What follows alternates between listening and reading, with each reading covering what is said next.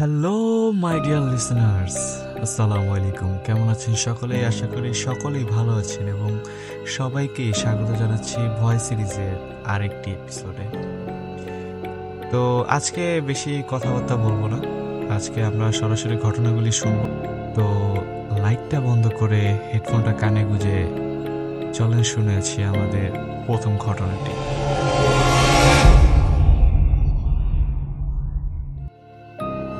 ঘটনাটি পাঠিয়েছেন আমাদের আজহারুল ভাই। আমি সরাসরি ঘটনায় চলে যাই। আজকের কাহিনীটা আমার বান্ধবীর সাথে ঘটা, আমাকে সে গতকাল শেয়ার করছে। এটা সোজা ঘটনায় চলে যাচ্ছি, ওর ভাষাতেই লিখলাম। আমি রূপা, সনি হাই স্কুলের ফ্রেন্ড। আমরা দুই ভাই এক বোন। আমার বাবার ভাই বোনদের মধ্যে আমার বাবা ছিল বেশি শিক্ষিত এবং প্রতিষ্ঠিত, সবটাই নিজের চেষ্টায় আর পরিশ্রমে। আমরা তখন ঢাকায় থাকতাম। আমার বাবার ভালো অবস্থানটা ওনার একমাত্র বোন সহ্য করতে পারত না। সুযোগ পেলেই আমাদের খোঁচা দিয়ে কথা বলে অনেক। আমার আম্মু অনেক পরহেজগার মানুষ, বেশি ঝামেলায় উনি থাকেন না। আমি আমার দাদির মতো দেখতে হওয়ায় বেশ সুন্দরী ছিলাম, লোকে বলে। একেবারে পরিপূর্ণ পর্দায় অভ্যস্ত আমি। একবার পরিবারের সাথে গ্রামে যাই কাকার মেয়ের বিয়েতে। তখন আমি 10-12 বছরের একজন মেয়ে। সাধারণত 5 পর্দা বলতে যা বুঝায়, আমার মা আমাকে সেভাবে পর্দা করতে শিখিয়েছেন ছোট থাকতেই। বিয়েবাড়ির লোকের সমাগম থাকবেই, বোনদের সাথে খুব সহজে মিশতে পারি আমি। এর মাঝে ফুফাতো বোন ছিল আমার একমাত্র ফুফির একমাত্র মেয়ে। হলুদের দিন ওরা সবাই বাইরে বসে মেহেদি পরবে, আমাকেও আসতে বলল, কিন্তু আমি না করে দিই। ওদেরকে বললি, বাইরে অনেক মানুষ, তোমরা ভিতরে মেহেদি দাও, আমিও দিই। সবাই মেনে নিল। আমার ফুফাতো বোন নারাজ ছিল, আমার ফুপিকে ডেকে আনে আমি নাকি সবাইকে ওর থেকে আলাদা করছি। আমার ফুপি সেদিন বাড়ি ভর্তি মেহমানদের সামনে আমাকে আর আমার আম্মুকে বলে যে রূপের বড়াই করলি সেটা থাকবে না, দেখিস। আমি থাকতে দেব না। এই রূপের জন্যই তো এত দেমাক, বাইরে আসতে চাস না। আম্মু কথাগুলি শুনে খুব মন খারাপ নিয়ে বিয়ের দিন আব্বুকে নিয়ে গেলে বরপক্ষ এরপর আমাকে নিয়ে আম্মু বাসায় চলে আসে। ভাইয়া আর আব্বু পরের দিন আসে। সেদিনের কথা আমি ভুলে গিয়েছিলাম, কিন্তু আম্মু সেই কথা মনে করে অনেক ভয় পেতেন। প্রায় বছরখানেক পর আমি 6 or 7 পড়ি। ফুফি ওনার মেয়েকে নিয়ে আমাদের বাসায় আসেন একদিন সকালে ছেলের বিয়ের দাওয়াত দিতে। আমি স্কুল থেকে এসে দেখি ফুফাতো বোন আমার রুমে আলনার কাছে একটা কেচি নিয়ে কিছু একটা করছে। আমাকে দেখে বলল, রূপা কেমন আছিস? ভাইয়ার বিয়েতে আসবে কিন্তু। আমার মাথা থেকে বেরিয়ে গিয়েছিল কথাটা কেচি নিয়ে সে কি করছে। এরপর দুপুরের খাবার খেয়ে ফুপিরা চলে যায়। আমার প্রথম সাময়িক পরীক্ষা থাকায় আমি আম্মু যাইনি। ভাইয়ারা ও আব্বু গিয়েছিল সেই বিয়েতে। পরীক্ষা শেষ হওয়ার পর একদিন রাতে আমার ভীষণ পেট ব্যথা শুরু হয়।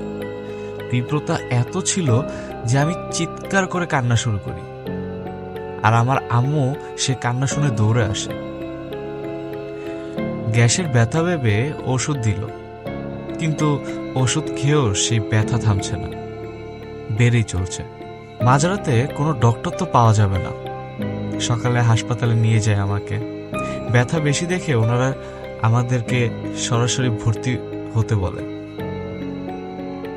এরপর ডাক্তার আসলে আমাকে দেখে টেস্ট দেয়, কিন্তু রিপোর্ট আসলো নর্মাল, কোনো সমস্যা নেই। ব্যথা এত ছিল যে আমি রীতিমতো জ্ঞান হারিয়ে ফেলি। ঘণ্টাখানেক পর হুঁশ ফিরলে ব্যথা কিছুটা কম মনে হচ্ছিল। তবুও আব্বু আরো 2 দিন রাখতে চাইলেন, যে আর কোনো সমস্যা হয় কিনা। সন্ধ্যার দিকে আমি একটু ঘুমিয়ে পড়েছিলাম। আম্মু সম্ভবত ওয়াশরুমে ছিল, ভাইয়া বাসা চলে গিয়েছিল, আর আব্বু কেবিনের বাইরে ছিল। ঘুমের মধ্যে আমার মনে হলো যেন একটা গরম বাতাস আমার ভিতরে ঢুকে গেল। সাথে সাথে আমার প্রচণ্ড ব্যথা শুরু হয়ে গেল আবার সমগ্র শরীর জুড়ে। ডাক্তার এসে দেখে সে নিজেও অবাক ছিল, কারণ আমার অবস্থা ভালোর দিকেই ছিল। টেস্টে তো কোনো প্রকার কোনো সমস্যা ধরা পড়েনি। আমার চিৎকারে আশেপাশের লোকজন পর্যন্ত কান্না করেছিল সেদিন।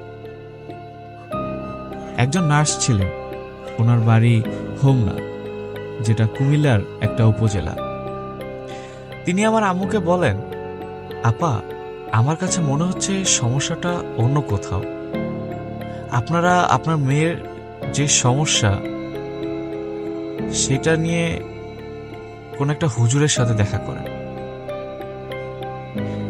এমন হলে সেইটা এখানে না, দুনিয়ার কোনো হাসপাতালেই ধরা পড়বে না। নার্সের মুখে এরকম কথা শুনে আম্মুর ক্যানজানি ফুপির সেই বিয়েতে দেওয়া হুমকির কথা মনে পড়ে গেল।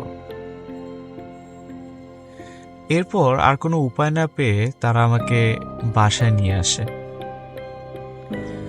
আমাকে বাসায় আনার পর আমার রুম থেকে ভীষণ পচা গন্ধ বের হচ্ছিল, অথচ এমন হওয়ার তো কোনো কারণই ছিল না। কাজের খালা 2 বেলা এসে ভাইয়াদের রান্না করে দিয়ে যেত, আর ঘরও পরিষ্কার করে দিয়ে যেত। গন্ধ বের হওয়ার তো কোনো উৎসই পাচ্ছিলাম না। এদিকে আমাকে নিয়ে আব্বু আম্মুর দিশাহারা অবস্থা। কাজের খালা আলনা গোছানোর সময় দেখেন ভিতরের দিকের 3টা জামার কোনা ছেঁড়া, যেন কেউ ইচ্ছে করে কেটে নিয়েছে। আম্মুকে দেখালে আম্মু সেই জামাগুলোকে আব্বুকে দেখায়। এরপর আব্বু মসজিদের হুজুরের কাছে যান। সব শুনে উনি একটি ব্যক্তির খোঁজ দেন। সেই হুজুরের মামা লাগেন উনি। জামাল হুজুর নামে ওনাকে সবাই চিনে। বেশ বয়স হয়ে গিয়েছে ওনার। পরের দিন জামাল হুজুরের বাড়িতে যায়, এরপর সবটাই তাকে খুলে বলে। সেদিন বিকেলে আসেন তিনি। তখনও আমি ব্যথায় কান্না করছিলাম। মাত্র 4-5 দিনের ব্যবধানে আমার চোখের নিচে কালো দাগ হয়ে গিয়েছিল, শুকিয়ে গিয়েছিলাম অনেক। খাবার বলতে একটু পানি খেয়ে বেঁচেছিলাম। জামাল হুজুর ড্রয়িং রুমে বসেন, আমাকেও সেখানে নিয়ে যায়। আমাকে একটু সময় নিয়ে দেখেন, এরপর আমার রুমে যায়। সেই গন্ধ কিভাবে আসছিল উনি কিছুটা আঁচ করতে পারেন। এরপর আম্মুকে জিজ্ঞাসা করেন, রূপাকে দেখতে পারে না বা আপনাদের এমন কোনো শত্রু আছে যারা ক্ষতি করার জন্য আপনাদের উপর জাদু করতে পারে? এমন কেউ কি আছে? আম্মু আব্বুর দিকে তাকিয়ে রইলেন। আব্বু নির্বিকার ভাবে বসে রইলেন। এটা দেখে হুজুর বলল, ভাই, এভাবে বসে থাকলে তো হবে না, আপনার মেয়ের কাছে সময় কম। আব্বুর কাছে উত্তর না পেয়ে উনি আমাকে গোসল করিয়ে আনতে বলেন। একদম পাক পবিত্র হয়ে আমাকে নিয়ে বসানো হয়। ওনার সেই ভাগ্নে মানে মসজিদের ইমাম উনিও ছিলেন। ওনাকে আজান দিতে বলা হয়। তিনি আজান দেওয়ার সাথে সাথে ব্যথা এমনভাবে বেড়েছিল যেন আমার প্রাণ বেরিয়ে যাবে। এমন তলপেটে মনে হচ্ছিল কেউ ছুরি দিয়ে কাটছে। আমার সমস্ত শরীর কালো হয়ে যায়। এত যন্ত্রণা আমার জীবনে কখনো হয়নি। উনি একে একে সূরা ফাতিহা, সূরা নাস, সূরা ফালাক, মোট কথা রুকাইয়া করতে যা যা সূরার দরকার হয় উনি পড়া চালিয়ে যাচ্ছেন। উনি আমার একটা হাত ধরে রেখে সূরাগুলো পড়ছিলেন। আব্বু আম্মুকে বলেন, আপনারা কিছুক্ষণের জন্য অন্য রুমে চলে যান, আপনার মেয়ের কিচ্ছু হবে না। আব্বু আম্মুকে যখন ভিতরে আসতে বলে তখন যা বলে আব্বু একেবারে কেঁদে ওঠেন। আমার ফুপি এই কাজ করেছিলেন। বিয়ের দাওয়াতের নাম ধরে বাসায় এসে আমার জামার কাটা অংশ সে নিয়ে যায়, সাথে নিয়ে যায় চিরুনিতে থাকা চুল, আর সেইগুলি দিয়েই উনি জাদু করেন আমার উপর। ট্রাস্ট মি, আব্বু অনেক ভেঙে পড়েছিল ওনার আপন বোনের এমন কাজ দেখে। আম্মু বলছিল, সাইফের আব্বু, তোমার বোনের এমন কাজের জন্য আমি আমার মেয়েকে হারিয়ে ফেলতে পারতাম। এরপরের বিচার তুমিই করো। এরপর সেই জামাল হুজুর 2 দিন ওনার ভাগ্নের সাথে থেকে আমার রুকাইয়া করায়। এই 2টা দিন আমি খুব কষ্ট পেয়েছি। আব্বু কাকাদের ফোন করে সবটা বলেন, সবাই ফুফুকে অনেক কথা শোনায়। সুস্থ হতে সময় লেগেছিল অনেক, প্রায় 1 সপ্তাহের ধকল মনে হয়েছিল 7 বছর ধরে আমি অসুস্থ। আমি প্রায় 1 মাসের কাছাকাছি হয়ে যাবে সোজা হয়ে দাঁড়াতে পারিনি। ঘুমাতে গেলে খুব কষ্ট হতো। জামাল হুজুর বলেন যত তাড়াতাড়ি সম্ভব এই বাসা ছেড়ে দিতে। এর মাঝে আব্বু ট্রান্সফারের কথাও চলছিল। কুমিল্লা ট্রান্সফার হয়ে যায় আব্বু। এরপর ওইখানে ভর্তি হই আমি। এরপর আর কোনোদিন বা এখন পর্যন্ত আমি ফুফির বাসায় যাইনি। আমরা কেউই না। কাকারা পর্যন্ত যোগাযোগ রাখেনি তাদের সাথে। আর এখন আমি স্বামী সন্তান সহ সাউথ কোরিয়ায় থাকি। তো এই ছিল আমার ঘটনা ভাইয়া। আশা করি আপনাদের ভালো লেগেছে। আল্লাহ হাফিজ। Thank you so much Hasibur ভাইয়া আপনার এই বিউটিফুল স্টোরির জন্য। অনেক সুন্দর ছিল স্টোরিটা, অনেকটাই ভালো লেগেছে। কিন্তু হিংসার বশে নিজের আপন ভাইয়ের মেয়ের ওপর কালো জাদু। আল্লাহ সবাইকে হেদায়েত দান করুক আর এইসব জাদুটোনা থেকে মানুষকে হেফাজত করুক, এই আশাই করছি। আর আমরা চলে যাচ্ছি আমাদের পরবর্তী ঘটনায়, যেটি আমাদের পাঠিয়েছেন ফাতেমা জান্নাত। আর ঘটনাটির নাম দিয়েছেন উনি খিচুড়ি রহস্য। তো চলুন শুনে আছি তার মতো করে।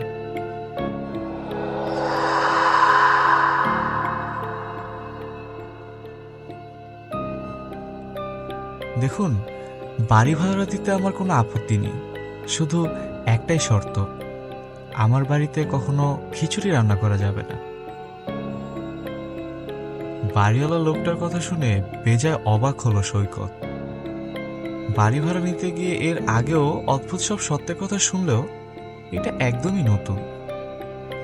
কারণ জানতে চাইলে বাড়িওয়ালা হরিহর বাবু সরাসরি বললেন, অত শত বলা যাবে না, এই শর্ত মানতে না পারলে বাড়ি আমি ভাড়া দেব না। সৈকত তখন মরিয়া হয়েই বলল, আরে না না, এমনি জিজ্ঞেস করছিলাম আর কি, আপনার শর্ত মেনে নিতে আমার কোনো আপত্তি নেই। আসলে বাড়িটা সৈকতের খুবই পছন্দ হয়েছিল। শহরের শেষ প্রান্তে নিরিবিলি পরিবেশে বাড়িখানা। বাড়ির সামনে লোহার গেটের ওপরটা ছেয়ে আছে বাগান বিলাস গাছে। সে গেট পেরিয়ে বাঁধানো পথ দিয়ে 10 পা হেঁটে গেলেই আধা পাকা ভবন।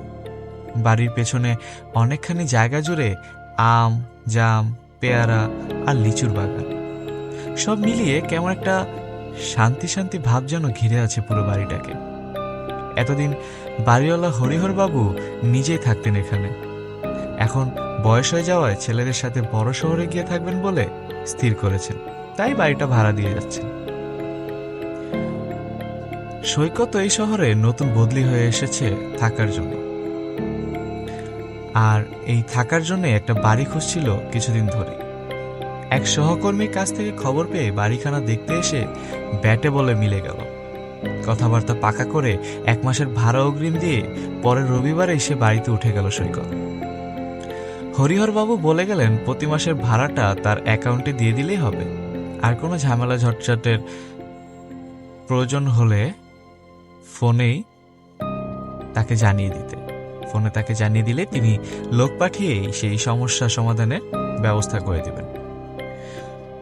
নতুন বাড়িতে উঠে কিছুদিন বেশ শান্তিভাবেই কেটে গেল তার। সৈকত একা মানুষ, বিয়েটি করেনি। দিনের বেশিরভাগ সময় তার অফিসেই কাটে। তারপর সন্ধ্যায় ক্লাবে গিয়ে আড্ডা দিয়ে তাস খেলে বাড়ি ফিরতে ফিরতে রাত 9টা বেজে যায়। রাতের খাওয়াটাও সে বেশিরভাগ দিনেই ক্লাবেই সেরে আসে, আর ছুটির দিনগুলোতে তার কাটে বেলা পর্যন্ত ঘুমিয়ে আর বাড়ির পিছে বাগানে ঘুরে। এই বাগানে ঘুরতে গিয়ে কিন্তু একদিন একটা ব্যাপার ঘটল। বাগানের শেষ দিকে পাঁচিল ঘেঁষে বেড়ে ওঠা ঝোপঝাড়ের মধ্যে থেকে একটা করুণ মিউ মিউ কান্না শুনে কাছে গিয়ে সৈকত দেখলো ঝোপের ভিতর একটা বিড়ালের বাচ্চা পড়ে আছে।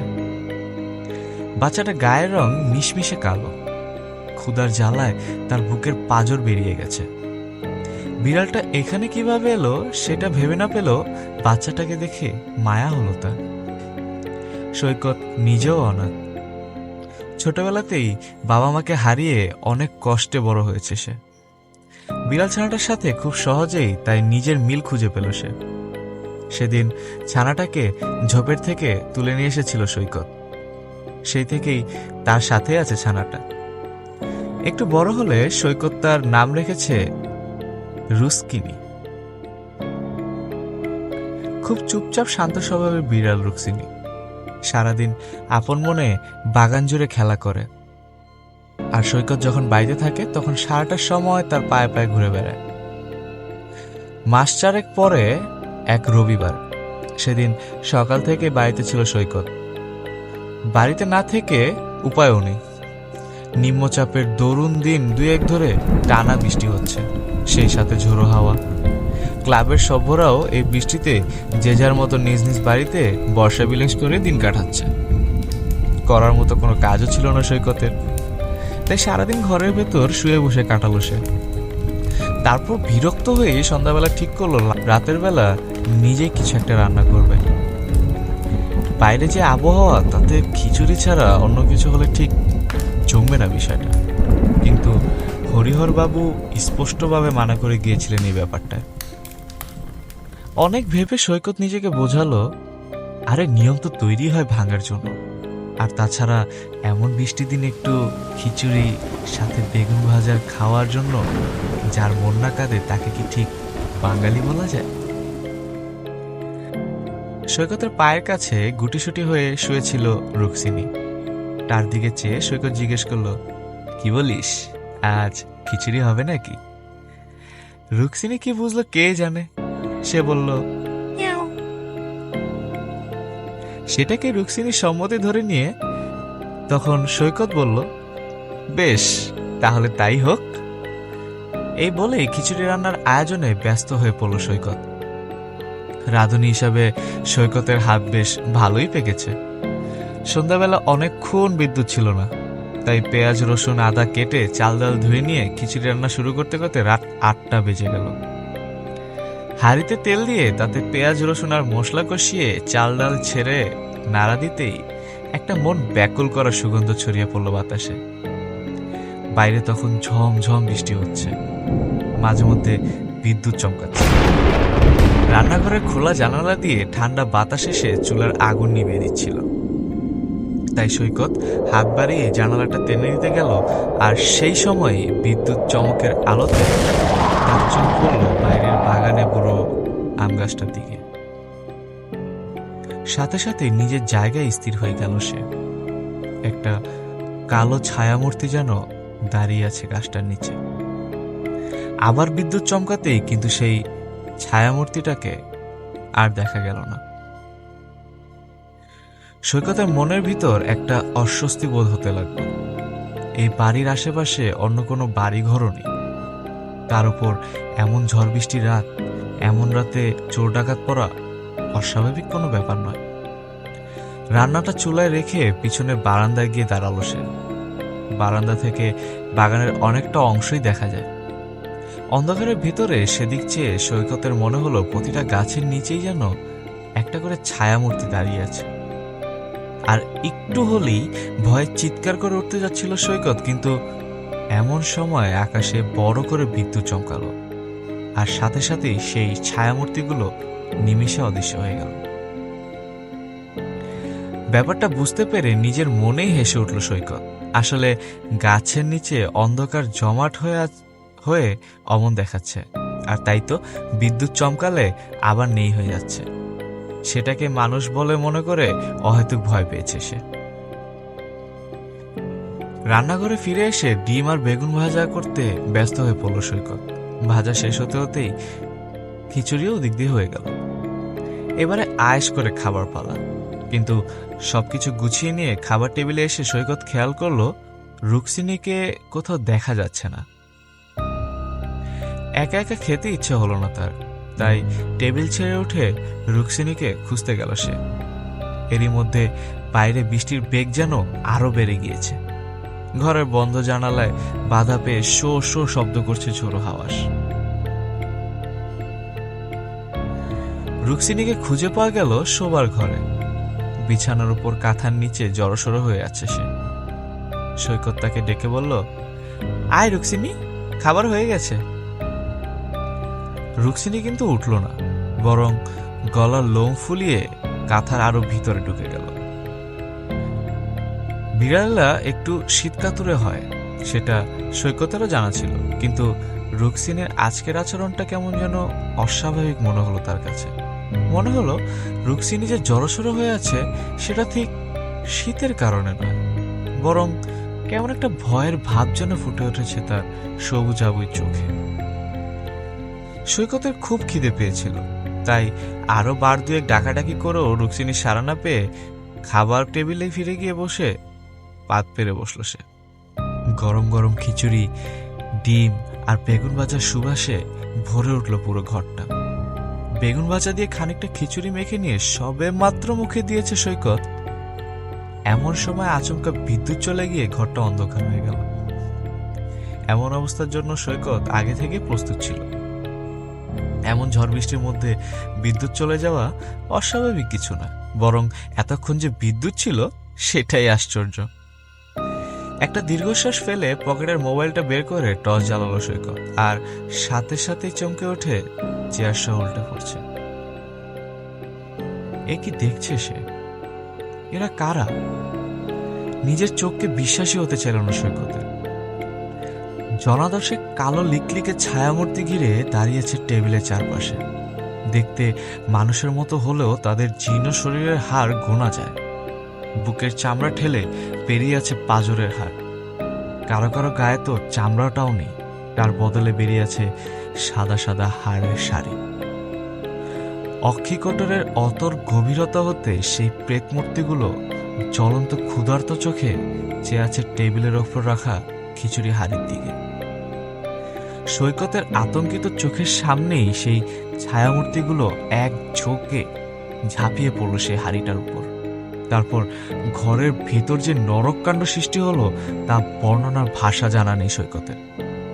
হাড়ির সেই যৎসামান্য খিচুড়ি নিয়েই কি সেই টানাটানি, হাড়ে হাড়ে গুঁতো লাগার খটখট শব্দ আর প্রেতদের চিলচিৎকারে কানে তালা লেগে যাবার উপক্রম হলো।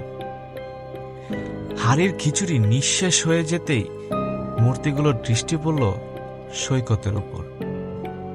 মুখে দিতে যাওয়া এক মুঠো খিচুড়ি ছড়িয়ে ছিটিয়ে পড়েছিল সৈকতের শরীর জুড়ে।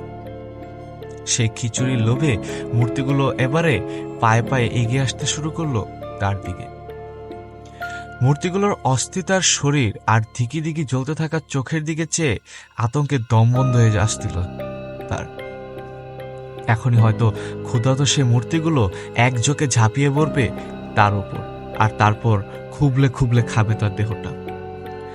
ভয়ে চোখ বন্ধ করে শেষ সময়ের জন্য প্রস্তুত হল সৈকত। ঠিক এমন সময় একটা কুচকুচে কালো মাংসপিণ্ড যেন অন্ধকারের মধ্য থেকে ছুটে এসে লাফিয়ে পড়ল তার আর প্রেত মূর্তিগুলোর মাঝে।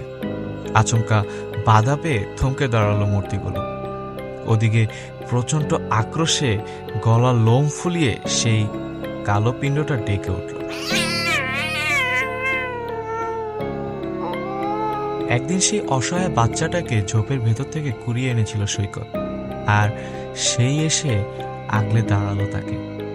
রাগে গড় গড় করতে করতে সাদা দাঁত আর নখ বের করে প্রেতমূর্তিগুলোর দিকে ঝাঁপিয়ে পড়লেন রুক্মিণী। রুক্মিণীর রুদ্রমূর্তি দেখে বিকট চিৎকার করে একে একে ভোজবাজির মতো হাওয়ায় মিলিয়ে গেল সেই মূর্তিগুলো, আর সেই সাথে প্রচণ্ড মানসিক উত্তেজনার অবসান হতেই জ্ঞান হারালো সৈকত।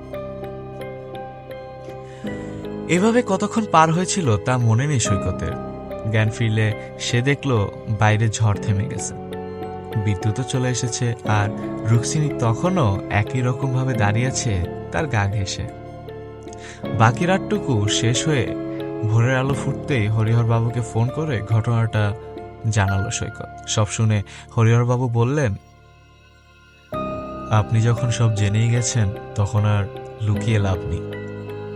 আসল ব্যাপারটা আমরা নিজেরাও ঠিক জানি না, তবে শুনেছি লোকালয় হবার আগে ওখানে একসময় একটা গ্রাম ছিল।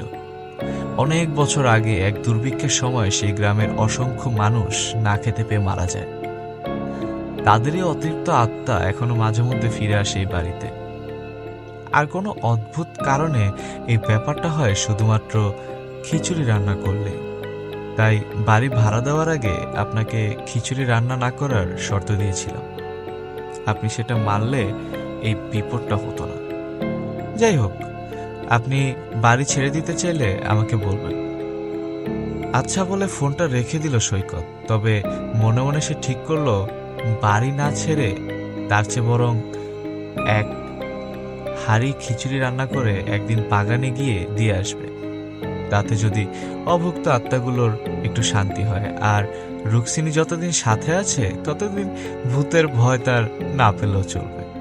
প্রাচীন মিশরীয়রা বিড়ালকে দেবতা জ্ঞানে পুজো দিত। তাদের বিশ্বাস ছিল মৃত জগতের পাহারাদার হলো বিড়াল দেবতা বাস্তেত। সে কথাটা যে একদম ভুল নয় সেটা তো সৈকত কাল রাতে নিজের চোখেই দেখেছে। রুক্সিনী এতক্ষণ পাশে বসেছিল। এবার তাকে কোলে নিয়ে সৈকত জিজ্ঞেস করল, কিরে, তুই কি বাস্তেতে চেলা নাকি? ঠিক তখনই রুক্সিনী বলল, wow, what a beautiful story brother. আমি খুব বেশি এনজয় করেছি ঘটনাটা। আশা করি আমার লিসেনারদেরও ঘটনাটা অনেক বেশি ভালো লাগবে। আর লিসেনাররা, আপনারা যারা যারা শুনছেন, কেমন লাগলো এই ঘটনাগুলি প্লিজ একটু কমেন্ট করে জানাবেন অবশ্যই। কারণ আমি তো জানতে পারছি না যে আপনাদের ঘটনা ভালো লাগছে না খারাপ লাগছে। আপনারা শুধু দেখেই যাচ্ছেন, কিছু বলছেনও না, কোনো অ্যাডভাইসও দিচ্ছেন না, বলছেন না যে ঘটনা কি ভালো লাগছে না খারাপ লাগছে। একটু বললেন কষ্ট করে, তাহলেই তো আমি বুঝতে পারি যে কেমন ঘটনা আমার লিসেনাররা শুনতে চায়। বিড়াল, হ্যাঁ, খুবই কিউট একটা জিনিস। দারুণ একটি ঘটনা পেলাম। তো বেশি সময় নষ্ট না করে আমরা এবার চলে যাচ্ছি একটি অন্যরকম ঘটনায়, যেটার নাম হচ্ছে কর্টিয়ার নরকের দরজা। Sound interesting, right? তো চলুন শুরু আসি সেই ঘটনাটা।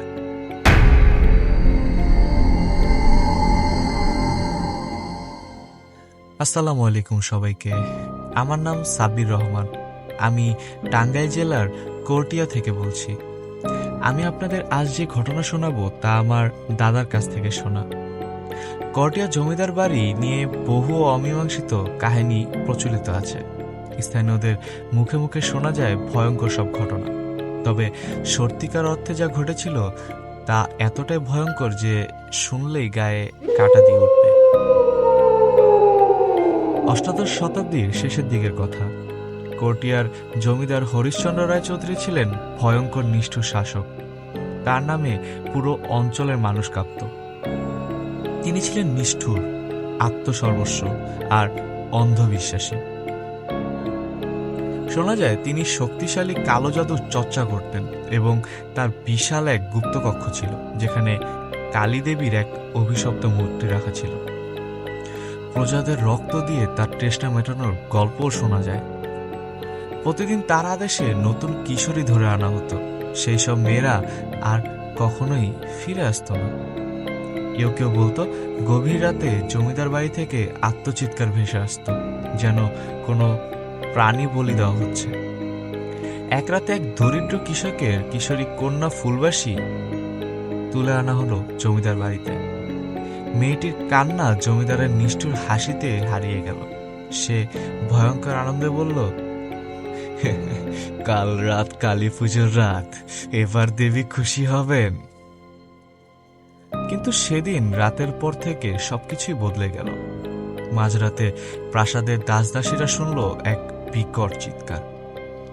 ভোর হলে সবাই দেখল জমিদার মৃত, কিন্তু তার শরীর জীর্ণ, চামড়া শুকিয়ে কঙ্কালসার হয়ে গেছে। চোখ দুটো বিস্ফোরিত, যেন সে মৃত্যুর আগেই ভয়ঙ্কর কিছু দেখে ফেলেছে। অনেকে বলল এটি ছিল প্রতিশোধ, ফুলবাসীর আত্মা, বা হয়তো অন্য কিছু এসেছিল জমিদারের পাপের বিচার করতে। জমিদারের মৃত্যুর পর জমিদার বাড়িতে একের পর এক অদ্ভুত ঘটনা ঘটতে লাগলো। প্রথমে জমিদারের স্ত্রী মানসিক ভারসাম্য হারিয়ে ফেললেন। প্রতিদিন রাতে তিনি দরজার সামনে বসে এসে কাঁদতেন আর ফিসফিস করে বলতেন, ওরা ফিরে এসেছে, ওরা সব দেখছে। একদিন গভীর রাতে প্রাসাদের এক পাহারাদার হঠাৎ চিৎকার করে ওঠে। সবাই ছুটে এসে দেখে সে আতঙ্কে পাথরের মতো দাঁড়িয়ে আছে, মুখ থেকে কথা বের হচ্ছে না, চোখ দুটো ফাঁকা, ঠোঁট নীলচে হয়ে গেছে। পরদিন সকালেই তার মৃতদেহ পাওয়া গেল বাগানের কালী মন্দিরের পাশে। চোখ দুটো বের হয়ে এসেছে, মুখে ছিল এক বিভৎস আতঙ্কের ছাপ। তারপর একে একে বাড়ির সদস্যদের মৃত্যু হতে থাকলো। কেউ আত্মহত্যা করলো, আর কেউ পাগল হয়ে গেল, আর কেউ বা নিখোঁজ হয়ে গেল। সবচেয়ে ভয়ঙ্কর ঘটনা ঘটল রামপ্রসাদ চৌধুরীর সঙ্গে, যিনি জমিদারের শেষ উত্তরাধিকারী ছিলেন। এক রাতে তিনি ঘুম থেকে উঠে চিৎকার করে বলতে লাগলেন, ওরা আমাকে ডাকছে, ওরা আমার কাছে আসছে। ঠিক পরদিনই সকালে তার মৃতদেহ পাওয়া গেল প্রাসাদের ছাদ থেকে নিচে পড়ে থাকা অবস্থায়। তার চেহারার দিকে কেউ তাকাতে পারেনি, কেননা মুখটা ছিল এতই বিকৃত যেন কেউ তাকে প্রচন্ড আতঙ্কে ফেলে দিয়েছিল। সেই ঘটনার পর থেকেই জমিদার বাড়ি সম্পূর্ণভাবে পরিত্যক্ত হয়ে গেল। সময় বদলেছে, শাসকেরা বদলেছে, কিন্তু করটিয়া জমিদার বাড়ির অভিশাপ কাটেনি। আজও স্থানীয়রা বলে রাতে জমিদার বাড়ির পাশ দিয়ে গেলে অদ্ভুত আওয়াজ শোনা যায়, মেয়েদের কান্নার শব্দ, কারো ফিসফিসানি, কিংবা ভারী পায়ের শব্দ, যেন কেউ প্রাসাদের করিডোরে হাঁটছে। এক রাতে এলাকার কয়েকজন তরুণ সিদ্ধান্ত নিল যে তারা জমিদার বাড়িতে একটা রাত কাটাবে। গ্রামের বয়স্করা নিষেধ করবে, কিন্তু তারা তো সাহসী। সেই রাতে তারা প্রবেশ করলো পুরনো সেই জমিদার বাড়িতে। প্রথমে কিছুই ঘটল না, তারা মশাল জেলে চারদিকে ঘুরতে লাগলো। কিন্তু রাত গভীর হতেই হঠাৎ একজন বলতে লাগলো, আমি কাউকে দেখতে পারছি, সে আমাদের দিকে তাকিয়ে আছে।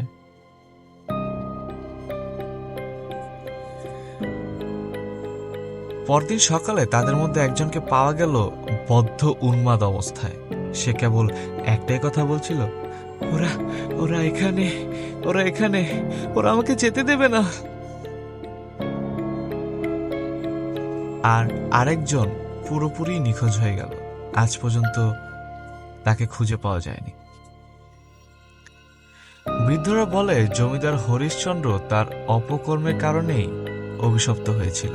সেই অভিশাপ আজও কাটেনি। স্থানীয়রা বিশ্বাস করে করটিয়ার জমিদার বাড়ির সেই গোপন কক্ষটি এখন নরকের এক দরজা, যেখানে প্রবেশ করলে আর ফিরে আসা যায় না। শোনা যায় গভীর রাতে যদি কেউ জমিদার বাড়ির সামনে দাঁড়িয়ে কালী মন্দিরের দিকে তাকায়, তবে ছায়ার মধ্যে অদ্ভুত এক অবয়ব দেখা যায়। কেউ বলে সে জমিদারের অতৃপ্ত আত্মা, কেউ বলে সেটি তার নিষ্পাপ শিকারের প্রতিশোধ পরায়ণ আত্মা।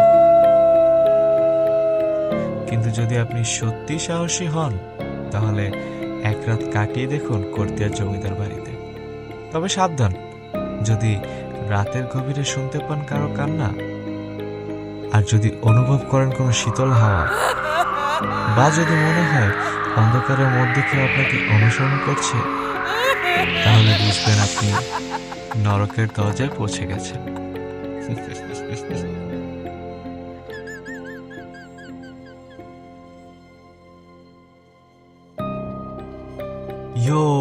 টাঙ্গাইলের ঘটনা শুনে ফেললাম।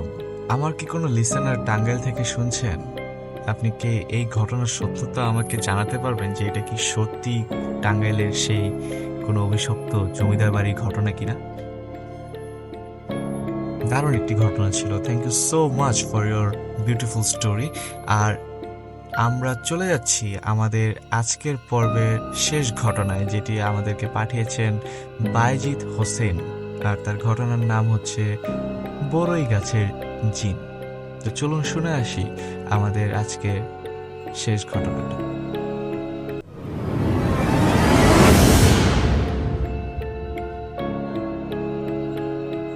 উঠানের কোনায় পুরনো বড়ই গাছটা দাঁড়িয়েছিল বহু বছর ধরে। ডালপালার বিস্তৃতি এতটাই যে দিনের বেলাতেও তার ছায়ায় পুরো উঠান অন্ধকার হয়ে থাকত। তবে এই গাছটা ছিল শুধু একটা গাছ না, এই গাছ নিয়ে বহু কাহিনী প্রচলিত ছিল, যা শুনলে গা শিউরে উঠত। রাত তখন গভীর, পুরো বাড়ি ঘুমে ডুবে আছে, শুধু বাতাসের শো শো শব্দ আর মাঝে মাঝে রাত জাগা পাখির ডাক শোনা যায়। হঠাৎ উঠানের বড়ই গাছ থেকে খসখস শব্দ আসা শুরু করলো। প্রথমে মনে হলো হয়তো কোনো বিড়াল উঠেছে, কিন্তু তারপর শোনা গেল চাপা গোঙানির মতো একটা শব্দ। রুমি তখনও ঘুমায়নি, বারান্দায় দাঁড়িয়েছিল চুপচাপ। প্রতিদিন রাতেই গাছটা থেকে কেমন যেন একটা গা ছমছমে অনুভূতি হয়, কিন্তু আজ যেন অন্যরকম লাগছে। আচমকা গাছের নিচে কিছু একটা নড়ে উঠল। ঘন কালো অন্ধকারের ভেতর থেকেই দুটি লালচে চোখ দেখা গেল। মুহূর্তেই শিরদাঁড়া দিয়ে ঠান্ডা স্রোত নেমে গেল রুমির। ভয় পেয়ে দৌড়ে ঘরের দরজা লাগিয়ে দিল সে, কিন্তু কিছুক্ষণ পরেই তার ছোট ভাই আদিত্য কাঁদতে শুরু করল। মা ছুটে এলেন, কিন্তু অবাক হয়ে দেখলেন বাচ্চাটা ফ্যাল ফ্যাল করে ছাদের দিকে তাকিয়ে আছে। মুখ দিয়ে কোনো কথা বেরোচ্ছে না, তার চোখ দুটো স্থির, যেন কিছু একটা দেখতে পাচ্ছে সে। সকাল হলেই বাবা এক কবিরাজকে ডেকে আনলেন। বৃদ্ধ কবিরাজ গাছের দিকে তাকিয়ে কিছুক্ষণ চুপচাপ দাঁড়িয়ে রইলেন, তারপর ফিসফিস করে বললেন, এইটা একটা জিনের বাস, অনেক বছর ধরে এখানে আছে, তোমাদের ওপর নজর রাখছে, বিশেষ করে ছোট ছেলেটার ওপর। আগামী পূর্ণিমা রাতে ওকে নিতে আসবে। এই কথা শুনেই রুমির মা চিৎকার করে উঠলেন। সবাই আতঙ্কিত হয়ে পড়ল। সেই রাতে পুরো পরিবার জেগেছিল। খাটের ওপর ছোট আদিত্যকে রেখে মা তার পাশে বসেছিলেন। হাত থেকে যেন তবজি নামছিলই না। বাবার হাতে দড়ি নিয়ে দরজার সামনে দাঁড়িয়েছিল। রাত যত গভীর হতে লাগলো, গাছ থেকে কেমন যেন গম্ভীর আওয়াজ আসতে লাগলো, যেন কেউ ধীরে ধীরে নিঃশ্বাস ফেলছে। হঠাৎ জানালার বাইরে বিকট এক শব্দ হলো, যেন কেউ গাছে আঘাত করলো। এর পরপরই দরজায় ঠক ঠক শব্দ। আদিত্যের শরীরটা তখন শক্ত হয়ে যাচ্ছিল, তার চোখ বন্ধ, মুখ দিয়ে ফেনা বের হচ্ছিল। মা তাকে জড়িয়ে ধরে কাঁদছিলেন, কিন্তু হঠাৎই দরজা এমনভাবে কেঁপে উঠল যেন বাইরে থেকে কেউ ধাক্কা মারছে। কবিরাজ দ্রুত তার ব্যাগ থেকে এক বোতল পানি বের করে ঘরের চারপাশে ছিটিয়ে দিলেন। এক মুহূর্তের জন্য সব থমকে গেল। তারপর একটা বিকট চিৎকার শোনা গেল, যেন কেউ পুড়ে যাচ্ছে। গাছের দিক থেকে কালো ধোঁয়ার মতো কিছু একটা ছায়া ধীরে ধীরে উপর দিকে উঠতে লাগলো। তারপর একটা বিকট শব্দে সেটা ফেটে গেল। এরপরেই চারদিকে উঠল ঝড়, যেন পুরো বাড়িটাই কাঁপছে। এভাবে রাতটা কেটে গেল এবং পরদিন সকালে বাড়ির উঠান নীরব। গাছটা ঠিক আগের মতোই আছে, কিন্তু তার ডালপালা যেন কিছুটা শুকিয়ে গেছে।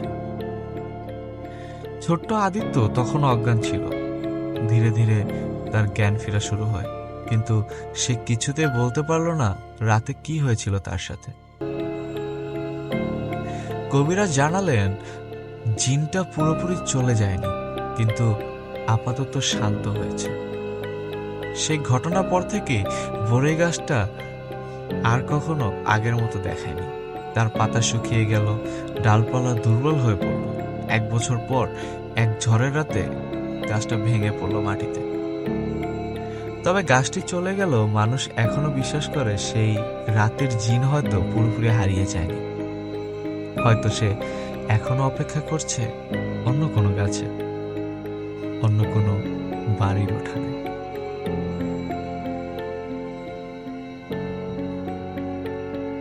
Well, beautiful story, thank you so much Baijit ভাইয়া। তবে স্টোরিটা একটু ছোট ছোট লাগলো, বাট ঠিক আছে, ওভারঅল সুন্দর একটা স্টোরি। এরকম বিভিন্ন গাছের ঘটনা কিন্তু আমাদের অনেকের সাথে ঘটে আছে বা আমরা অনেকেই জানি, যেমন বট গাছ, তেঁতুল গাছ, তাল গাছ। এইসব গাছে নাকি কিছু এমন শক্তি থাকে যাদের সাথে পাঙ্গা না নেওয়াই ভালো। তো যদি আপনারাও এরকম কোনো ঘটনা জেনে থাকেন তাহলে কিন্তু আমাদের সাথে শেয়ার করতে ভুলবেন না। তো এরই সাথে আজকের পর্ব এই পর্যন্তই। একটা কথা বলতাম, আপনাদের থেকে একটা সাজেশন নেওয়ার ছিল যে আমরা চিন্তা করছি যে আমরা কি এভাবে পর্বগুলি চালিয়ে যাব, নাকি মাঝে মাঝে লাইভে এসে আপনাদের সাথে আড্ডা দিব। একটু কমেন্ট সেকশনে জানাতে ভুলবেন না, একটু জানিয়ে তখন আমরা লাইভে আড্ডা দিব। বিভিন্ন মানুষদের থেকে আমরা লাইভে সরাসরি ঘটনাগুলি শোনার চেষ্টা করব, যেটা আরো মজা লাগে। কারণ কিছু কিছু জিনিস দেখা যায় যে যখন আপনি আপনার ফ্রেন্ড জোনে বসেন বা ফ্যামিলিরা যখন রিঅ্যারেঞ্জ হয়, মানে সবাই একসাথে হয়, তখন কিন্তু কোনো না কোনো একটা সময় আড্ডা চলাকালীন ভূতের ঘটনা চলে আসে। ঠিক তখন কেউ একজন তার সাথে ঘটে যাওয়া কোনো ঘটনা বা সে জানে এমন কোনো ঘটনা যখন বলে, সেগুলি শুনতে কিন্তু খুব ভালো লাগে। তো ওই চিন্তা থেকে আমি চিন্তা করলাম যে এরকম কি কিছু করা যায় যেটা আপনাদের ভালো লাগবে। যদি এরকম হয় তাহলে আমরা লাইভ করব, আর লাইভে তখন সবার সাথে মিলে আড্ডা হবে, বিভিন্ন মানুষের সাথে ঘটে যাওয়া ঘটনাগুলি শুনবো আমরা। তো আজকের পর্বটা এই পর্যন্তই। সবাই ভালো থাকবেন, সুস্থ থাকবেন, সাবধানে থাকবেন, আর ভয়ের সাথেই থাকবেন। যদি আমাদের এপিসোডগুলি আপনাদের ভালো লেগে থাকে তাহলে অবশ্যই লাইক কমেন্ট করে জানাবেন আর বন্ধুদের মাঝে শেয়ার করে দিবেন। আর যদি আমাদের পরবর্তী এপিসোডের নোটিফিকেশন পেতে চান তাহলে আমাদের ইউটিউব চ্যানেলটাকে অবশ্যই সাবস্ক্রাইব করবেন আর ফেসবুক পেজটাকে লাইক করে রাখবেন। তো সবাই ভালো থাকবেন, আল্লাহ হাফেজ। This is your host Siam, signing out.